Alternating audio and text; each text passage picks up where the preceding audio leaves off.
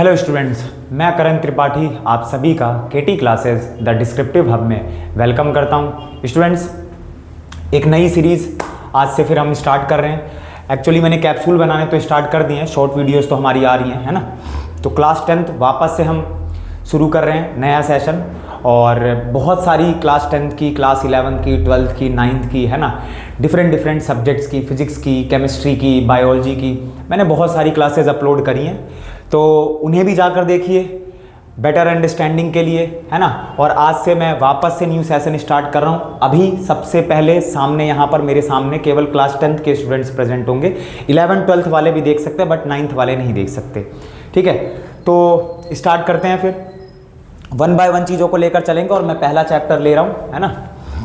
कल मैंने decomposition reaction आपको शॉर्ट वीडियो में डाली है ना, तो उसे जाकर जरूर देखिए। सभी क्लास 10th के स्टूडेंट्स और क्लास 12th के स्टूडेंट्स डिकम्पोजिशन रिएक्शन को जाकर जरूर देखिए। तीनों पार्ट मैंने 2 मिनट की वीडियो में आपको शॉर्ट वीडियो में समझाया है। आई होप आपकी अंडरस्टैंडिंग जो है वो, कल जो मैंने वीडियो अपलोड, कल नहीं आज एकदम अर्ली मॉर्निंग में ही अपलोड करी है, तो डिकम्पोजिशन रिएक्शन को लेकर कोई भी डाउट आपका नहीं बचेगा। ऑल्दो 1 बाय 1 में चीज़ें यहाँ पर कराने जा रहा हूँ। बोर्ड एग्ज़ाम टारगेट हमने लगा लिया है बढ़िया तरह से, और ध्यान रखेंगे ये बोर्ड एग्ज़ाम बस लिख दिया है मैंने, वो बात नहीं है। एक एक चीज़ यहाँ पर, कोई भी टॉपिक मैं उठाऊंगा, पहली बात सारे टॉपिक्स करेंगे हम, है ना, उनको एकदम डिसोसिएट करके हर छोटे से छोटा टॉपिक भी यहाँ पर आपके सामने डिस्कस होगा। और बोर्ड एग्जाम ओरिएंटेड हमेशा रहेगा, तो मुझे बोलने की जरूरत नहीं है। यानी मैं कोई भी चीज़ करा रहा हूँ उसका डायरेक्ट लिंक किससे होगा, आप जो अगले फेब में बोर्ड एग्जाम फेस करोगे। ठीक है, चलिए तो chapter number 1 chemical equations and reaction. सबसे पहली चीज़ यहाँ पर स्टूडेंट्स आपको समझना है कि हम केमिकल इक्वेशन कहते किसको हैं, केमिकल इक्वेशन कहते किसको हैं। सबसे पहली चीज आपको यह समझनी है कि केमिकल इक्वेशन कौन सी चिड़िया का नाम है। तो करण भैया, कभी भी केमिकल इक्वेशन की बात होगी तो केमिकल इक्वेशन में आपको सबसे इंपॉर्टेंट पॉइंट जो ध्यान रखना है, जैसे कि आप 6th 7th 8th क्लास में भी थोड़ा थोड़ा केमिस्ट्री जब पढ़ना स्टार्ट करते हो, तो मान लीजिए एक रिएक्शन है, इस 10th क्लास की सबसे पहली रिएक्शन आपके सामने रखने जा रहा हूं, और इस पर बोर्ड एग्जाम में क्वेश्चन कई बार आ चुका है। ठीक है, तो मैग्नीशियम एक मेटल है, इसकी मैंने एक रिबन ली, मैग्नीशियम रिबन ली। ठीक है, और मैग्नीशियम रिबन को मैंने रिएक्ट किया ऑक्सीजन गैस से। किससे? ऑक्सीजन मॉलिक्यूल से, ऑक्सीजन गैस से। तो मैग्नीशियम रिबन जलेगी, और जलने के पश्चात आपके पास क्या फॉर्म होगा? Magnesium oxide. जैसे कार्बन ऑक्सीजन के साथ जलेगा तो कार्बन डाइऑक्साइड गैस रिलीज होती है, उसी तरीके से मैग्नीशियम मेटल अगर ऑक्सीजन के साथ रिएक्ट करेगा तो आपके पास जो कंपाउंड फॉर्म होगा उसका नाम क्या है? अच्छा, इसको भी हटा ही देता हूं मैं, है ना, क्योंकि मैं केमिकल इक्वेशन का इंट्रो आपको देने जा रहा हूं। तो कोई भी चीज आप सिंबल की मदद से नहीं लिखेंगे, उसके बाद देखेंगे। तो ये आपका है मैग्नीशियम ऑक्साइड बन गया, मैग्नीशियम ऑक्साइड। ठीक है, मैग्नीशियम ऑक्साइड आपके पास फॉर्म हो गया। बोलो यहां तक कोई भी दिक्कत है? तो करण भैया ये चीज तो हमें समझ आ गई कि मैग्नीशियम ऑक्सीजन गैस के साथ रिएक्ट करेगा तो मैग्नीशियम ऑक्साइड बनेगा। स्टूडेंट्स ध्यान रखेंगे, ये जो मैग्नीशियम ऑक्साइड बना है ये डैजलिंग फ्लेम के साथ प्रोड्यूस हुआ है, डैजलिंग फ्लेम के साथ फॉर्म हुआ है। डैजलिंग फ्लेम का मतलब है एकदम व्हाइट चिंगारी जैसा निकलेगा।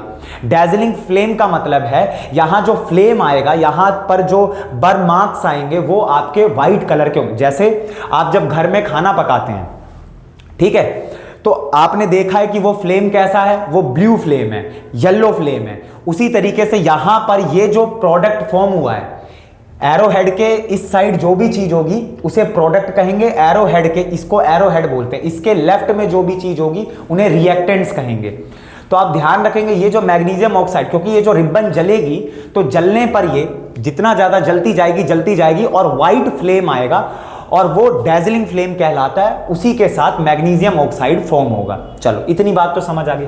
फिर भैया केमिकल इक्वेशन क्या करेंगे भैया? यहाँ पर केमिकल इक्वेशन कुछ नहीं है स्टूडेंट्स, ये जो मैंने जितनी बात आपके सामने लिखी, इसी की अगर मैं बात करूं, इसको मैं सिंबल की फॉर्म में अगर लूं, इसको मैं अगर सिंबल की फॉर्म में लूं, यानी ये जो मेरा एलिमेंट है, ये जो मेरे रिएक्टेंट्स हैं, इनको मैं इनके सिंबल में रिप्रेजेंट करूं तो मैग्नीशियम सॉलिड प्लस में ऑक्सीजन गैस, ऑक्सीजन गैस, तो आपके पास प्रोडक्ट क्या फॉर्म होगा? आपके पास प्रोडक्ट क्या फॉर्म होगा? Magnesium oxide. आ रही बात समझ में?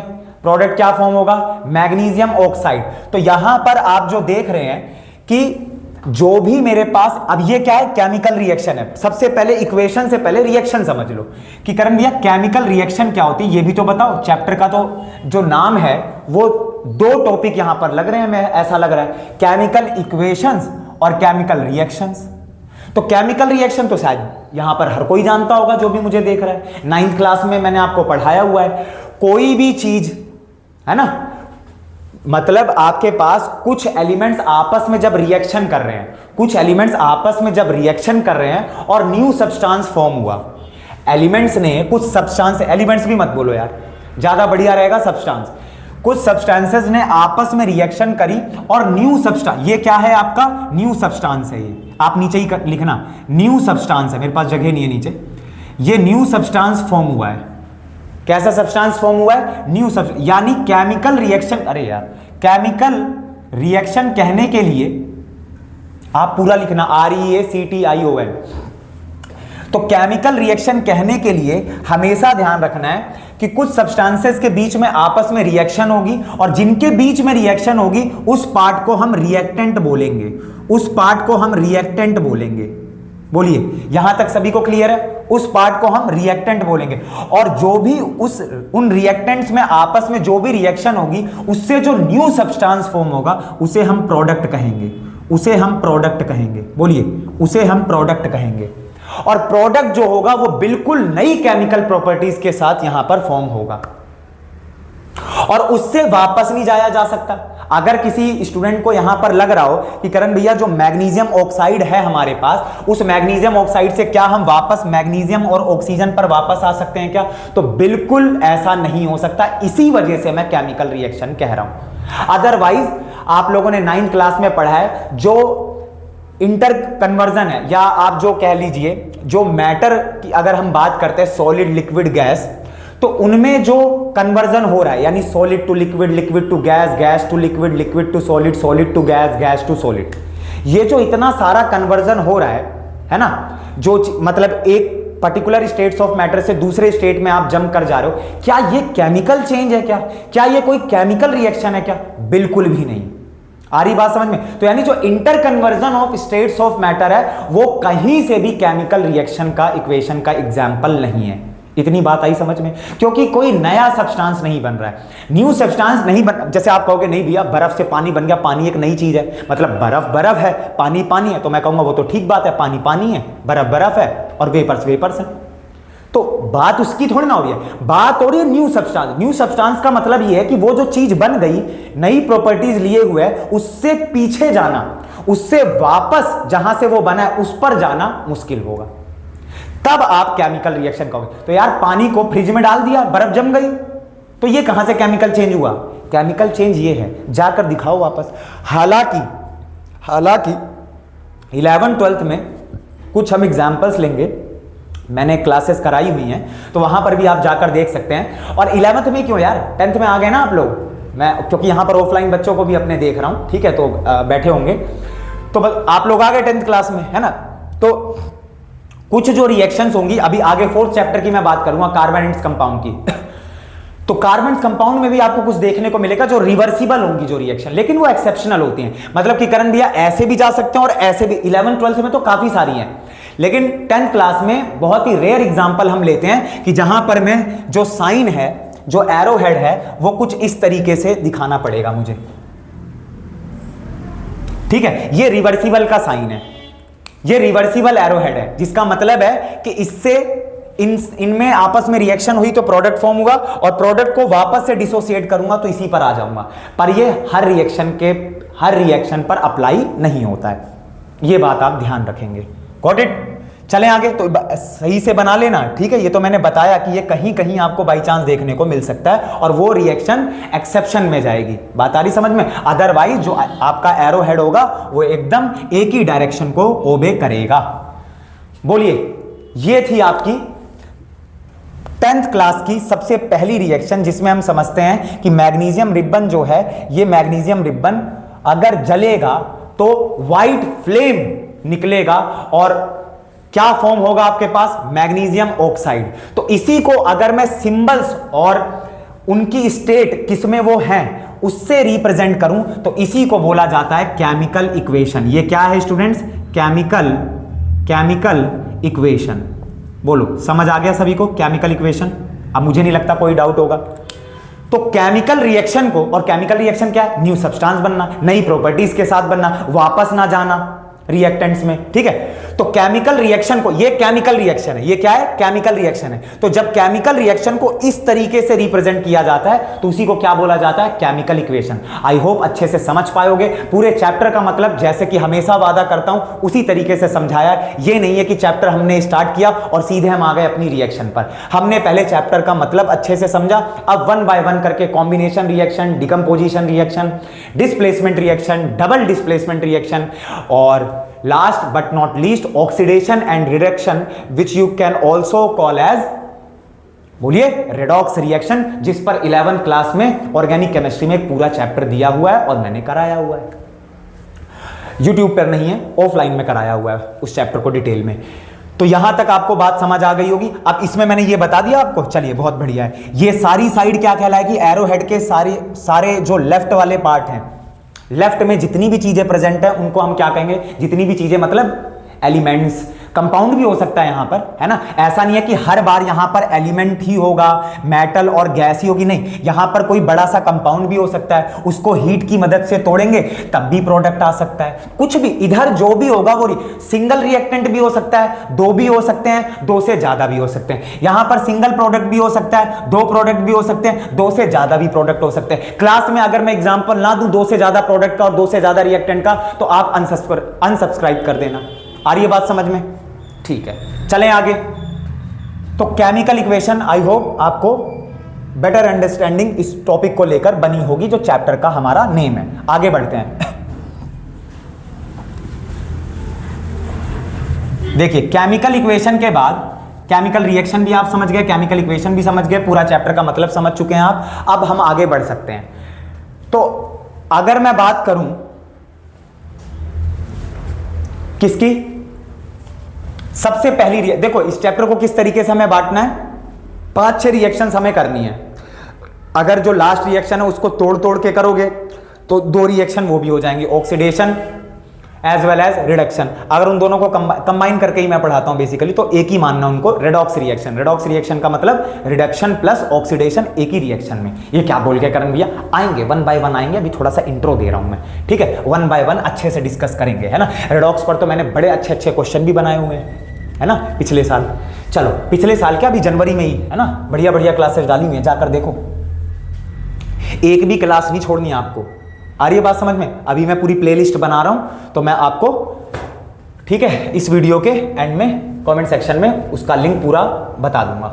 चलो केमिकल इक्वेशन की हम बात कर रहे हैं, तो केमिकल इक्वेशन तो समझ आ गया हमें, रिएक्शन भी क्लियर हो गई है। केमिकल इक्वेशन, केमिकल रिएक्शन, इसको लेकर तो हमारी अंडरस्टैंडिंग करण भैया बढ़िया से डेवलप हो गई है। अब आते हैं, क्योंकि केमिकल रिएक्शन को हमें मैंने क्या बोला, कुछ यहां पर इंपॉर्टेंट रिएक्शंस दुनिया की कवर करनी है हमें, है ना, सारी इंपॉर्टेंट रिएक्शन। यानी इस वर्ल्ड में कोई भी रिएक्शन आप देख रहे हो होता हुआ, है ना, 11th में, 12th में, बीएससी में, एमएससी में, आगे आप एमफिल कर रहे हो, पीएचडी कर रहे हो केमिस्ट्री में, कुछ भी कर रहे हो, कहीं ना कहीं 10th क्लास ही काम आएगी। और 10th क्लास का फर्स्ट चैप्टर ही काम आएगा, इतना ज्यादा इंपॉर्टेंट चैप्टर है ये। बात आ रही है समझ में? चलो, तो सबसे पहली रिएक्शन है हमारे पास, सबसे पहली reaction combination reaction. Combination reaction बहुत सा, ये केमिकल रिएक्शंस को मैं क्लासिफाई कर रहा हूं। तो सबसे पहली रिएक्शन है कॉम्बिनेशन रिएक्शन। दूसरी रिएक्शन है हमारे पास डिकम्पोजिशन रिएक्शन। डिकम्पोजिशन रिएक्शन, ठीक है। आप पूरा पूरा लिखेंगे, मैं बार बार कह रहा हूं, मेरी आदत पड़ गई है, ठीक है। कहीं भी सन आता है तो मैं ऊपर एन लगा देता हूं टी के बाद, ठीक है। रिएक्शन आता है तो आर एक्शन लिख देता हूं, या फिर कभी कभी REAC की पावर n ठीक है। तो मेरा चैनल है भाई, मेरी मर्जी, ठीक है। तो कहने का मतलब ये है, चैनल आपका भी है, ठीक है, मेरा भी और आपका भी है। तीसरी रिएक्शन देखो, तो आप पूरा लिखना, ठीक है। ये आदत नहीं पड़नी चाहिए मेरी वाली, ये आदत पता चले आपके मार्क्स डिडक्ट करा ले जाए तो गड़बड़ हो जाएगा फिर। तो आप पूरा लिखेंगे TION और यहाँ पर EACTION। थर्ड रिएक्शन हमारे पास डिस्प्लेसमेंट रिएक्शन, डिस्प्लेसमेंट रिएक्शन। और फोर्थ रिएक्शन है हमारे पास,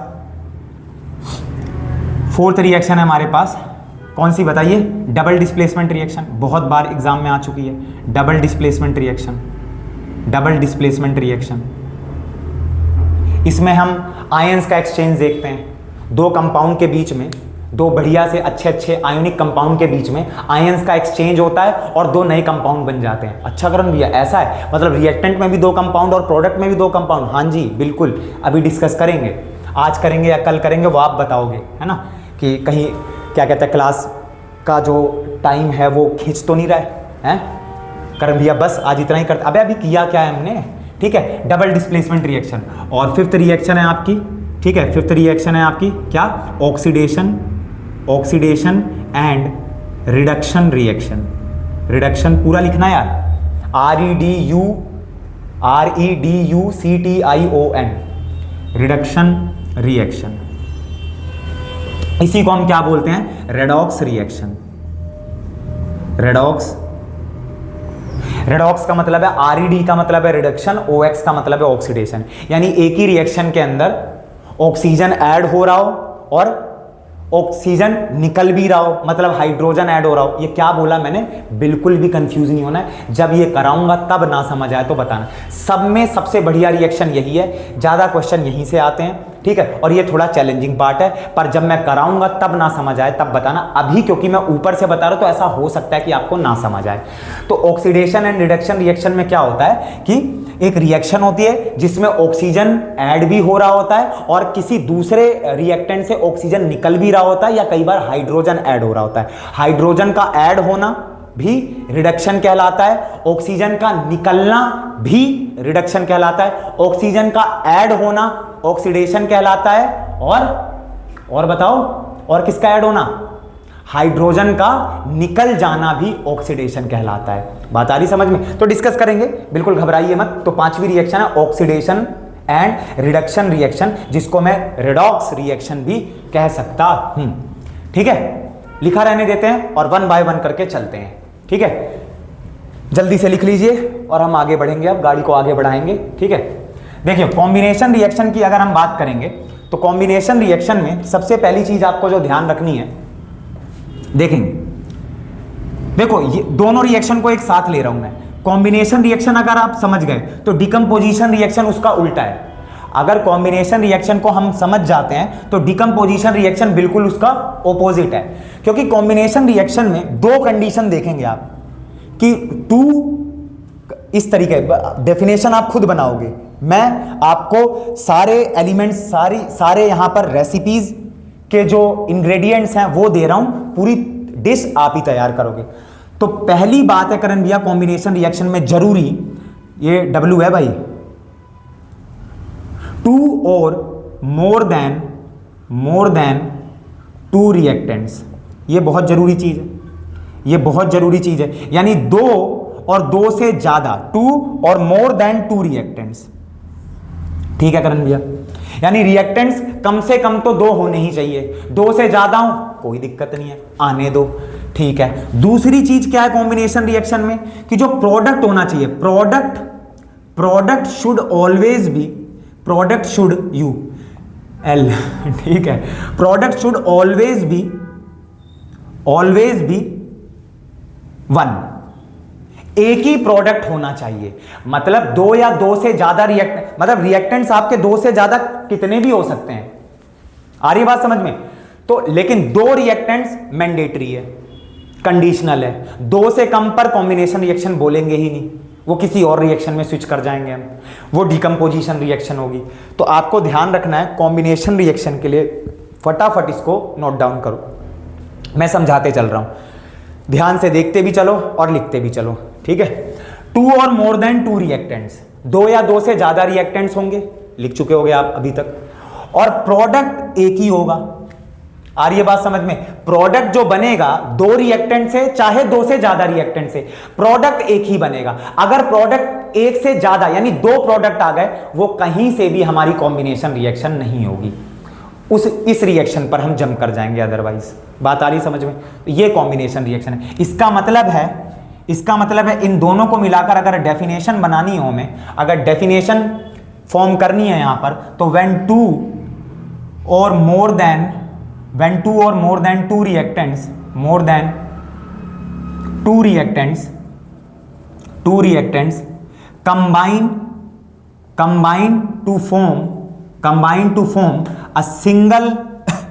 combine to form a single product,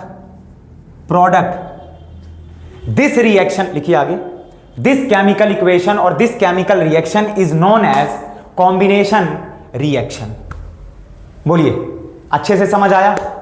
examples लें बढ़िया से, है ना? बिना एग्जाम्पल के तो क्या थियरी का करेंगे क्या हम, अगर हमारे पास एग्जाम्पल्स नहीं है तो। चलिए 9th क्लास के कुछ एग्जाम्पल्स आपको याद दिलाता हूं, ठीक है? रेडी हो? हटाएं? बोलो भाई, हटाएं? चलिए, चलो देखो, तो कुछ बढ़िया एग्जाम्पल्स यहां पर लेंगे हम, है ना? कुछ बढ़िया एग्जाम्पल्स लेंगे। चलो 9th क्लास वाले अटेंडेंस लगाओ, और मेरे स्टूडेंट जो ऑफलाइन वाले बैठे हैं बढ़िया से अटेंडेंस लगाओ। नीचे थोड़ा सा कुछ ऐसे वैसे करके भेजो कि हाँ समझ आ रहा है बढ़िया सा, है ना? कहीं पर दिक्कत आ रही है तो वो भी बताओ, है ना? जरूरी नहीं है कि हर वक्त मैं अच्छा ही समझा पा रहा हूँ, कहीं पर गंदा समझा रहा हूँ तो आप बता दोगे तो फिर थोड़ा सा और मेहनत करूँगा, ठीक है? जैसे लगातार प्रयास कर रहा हूँ। देखो, कॉम्बिनेशन रिएक्शन के लिए मैं आपसे कह रहा हूँ 3 चीजें आपको ध्यान है। 9th क्लास वाले सभी बताइए मुझे 3 चीजें, 3 केमिकल सब्सटेंसेस की यहां पर मैं बात कर रहा हूं। पहला, कैल्शियम ऑक्साइड, ठीक है? फॉर्मूला क्या है इसका? CaO। और इसका कॉमन नेम क्या है? क्विक लाइम, ठीक है? Quick lime. 3 चीजें आपको ध्यान रखनी है। दूसरे की अगर मैं बात करूं तो एक होता है, अगर इसी को मैं H2O से रिएक्ट कर दूं तो मेरे पास बनेगा कैल्शियम, ये मैं केमिकल नेम लिख रहा हूं, कैल्शियम हाइड्रोक्साइड। और इसका केमिकल फॉर्मूला क्या है? CaOH होल ट्वाइस, ठीक है? CaOH whole twice. और इसका जो कॉमन नेम होता है वो होता है स्लेक्ड लाइम, ठीक है? या फिर लाइम वाटर, स्लेक्ड लाइम। और तीसरा जो हमारे पास कंपाउंड है, ये 9th क्लास के हैं भाई, ये 9th क्लास के हैं, कोई 10th वाला ये मत बोल जाना कि अच्छे से बताओ। अबे अच्छे से क्या बताओ, 9th क्लास में पढ़ा रखा है, ठीक है? और फिर भी बता रहा हूं, अभी बना के देखेंगे, ठीक है? 9th-10th क्लास का मिक्सचर पहली रिएक्शन में ही दोनों क्लास को मिक्स करते हैं। चलो, और तीसरा सब्सटेंस है, तीसरा कंपाउंड है बढ़िया सा, कैल्शियम कार्बोनेट। और इसका हमारे पास केमिकल फॉर्मूला है CaCO3, ठीक है? CaCO3, calcium carbonate. आ रही है बात समझ में? बढ़ूं आगे। चलो ये लिख लेना भाई, यहां पर कॉमन नेम लाइमस्टोन, ठीक है? जल्दी लिखो, क्या वेट कर रहे हो क्या? मैं लिखूंगा लाइमस्टोन। रब करें, चलें?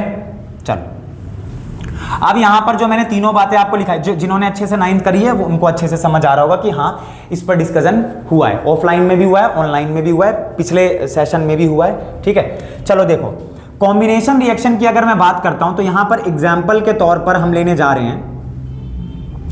चलो, जो मैंने आपको बताया ऐसे ही थोड़ा ना बताया है, अब इस पर काम करते हैं। चलो, पहला था क्विक लाइम का मतलब व्हाइट पाउडर, चूना, क्विक लाइम, CaO। तो CaO में अगर मैं H2O, अभी तो बोला यार, अभी तो मैंने अपने इसी मुंह से बोला कि कैल्शियम ऑक्साइड, यानी ये जो क्विक लाइम है, इसमें अगर मैं इसको अगर मैं वाटर से रिएक्ट कराऊंगा, वाटर मॉलिक्यूल से, तो हमारे पास जो प्रोडक्ट फॉर्म होगा, दो रिएक्टेंट है, इसका मतलब भैया कहीं ना कहीं कॉम्बिनेशन रिएक्शन की ओर जा। अबे कॉम्बिनेशन रिएक्शन में जा क्या रही है, उसी का एग्जांपल लिया है मैंने। आ रही बात समझ में? हाँ, लेकिन सारा हटा दो और फिर चेक करो, वो तो लेकिन तब होगा 2-3 दिन बाद, जब सारी रिएक्शन हम कर चुके होंगे। फिर मैं आपके सामने कुछ क्वेश्चंस लेकर आऊंगा, कुछ अच्छी अच्छी रिएक्शंस लेकर आऊंगा और आपसे पूछूंगा कि ये जो केमिकल रिएक्शन है, ये जो है, ये भर देंगे बोर्ड को और आपसे पूछेंगे कि बताइए जितनी रिएक्शंस हमने पढ़ी है उन्हीं में से हैं ये, और आपको एक एक करके बताना होगा कि ये डिस्प्लेसमेंट है, ये रिडक्शन है, ये डिकम्पोजिशन है, ये फोटोलाइटिक डिकम्पोजिशन है, ये कॉम्बिनेशन। क्या बोला करण भैया आपने? फोटोलाइटिक, फोटोलिटिक, ये क्या है?